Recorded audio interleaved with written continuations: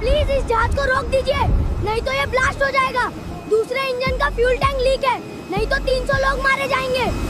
मेरी बात का यकीन करो, मैं सच बोल रहा हूँ। इस जहाज को टेक ऑफ मत होने देना, नहीं तो 300 लोगों की मौत के जिम्मेदार तुम लोग होंगे। तुझे कैसे पता चला जहाज में कोई खराबी है? कौन है तू? मुंबई की वो रात आम रातों जैसी नहीं थी। आसमान का सीना चीरकर बिजली कड़क रही थी और बारिश इतनी तेज थी कि जैसे आज पूरे शहर को बहा ले जाएगी। एयरपोर्ट के रनवे के ठीक पीछे, जहां शहर का सारा कूड़ा डंप किया जाता था, वहां सड़ाध और कीचड़ के बीच एक छोटी सी झोपड़ी थी। उस झोपड़ी में रहता था 8 साल का शिवा। शिवा का न कोई माँ बाप था, न कोई अपना।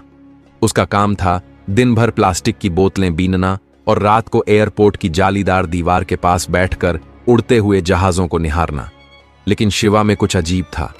जब भी कोई बड़ा बोइंग विमान गड़गड़ाहट के साथ उसके सिर के ऊपर से गुजरता, उसके सिर में एक असहनीय दर्द उठता। उसे धुंधली तस्वीरें दिखाई देतीं, लाल बत्तियां, सायरन की आवाजें और जलता हुआ कॉकपिट। आज की रात वो दर्द अपनी चरम सीमा पर था। शिवा बारिश में भीगता हुआ एयरपोर्ट की बाउंड्री वॉल के पास खड़ा था। उसकी नजरें रनवे पर खड़ी फ्लाइट 808 पर थीं। यह एक विशाल जंबो जेट था जिसमें 300 से ज्यादा यात्री सवार थे और जो लंदन के लिए उड़ान भरने वाला था। जैसे ही फ्लाइट 808 के इंजन स्टार्ट हुए, शिवा के दिमाग में एक जोरदार धमाका हुआ। इस बार तस्वीरें धुंधली नहीं थीं, उसे सब साफ दिखाई दे रहा था। उसे याद आया एक ढीला वॉल्व, हाइड्रोलिक सिस्टम में रिसाव और टेक ऑफ के ठीक 40 सेकंड बाद एक भीषण विस्फोट। नहीं, यह नहीं हो सकता, शिवा बड़बड़ाया। उसकी आवाज एक 8 साल के बच्चे की थी, लेकिन उसकी आंखों में जो खौफ था वो किसी तजुर्बेकार इंसान का था। उसे पता था कि उसे क्या करना है।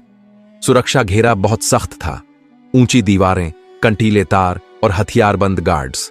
लेकिन शिवा को उस दीवार का एक ऐसा सुराख पता था जिसे उसने कचरा बीनते वक्त खोजा था, जहां से बारिश का पानी नाले में जाता था। वह कीचड़ में लेट गया और सांप की तरह रेंगते हुए उस संकरे पाइप से अंदर घुसने लगा। उसका शरीर छिल गया, खून बहने लगा, लेकिन उसे दर्द का एहसास नहीं था। उसके दिमाग में बस एक ही चीज गूंज रही थी, फ्यूल लाइन लीक है, वो मर जाएंगे। टारमैक रनवे पर पहुंचते ही उसे ठंडी हवा के थपेड़े लगे।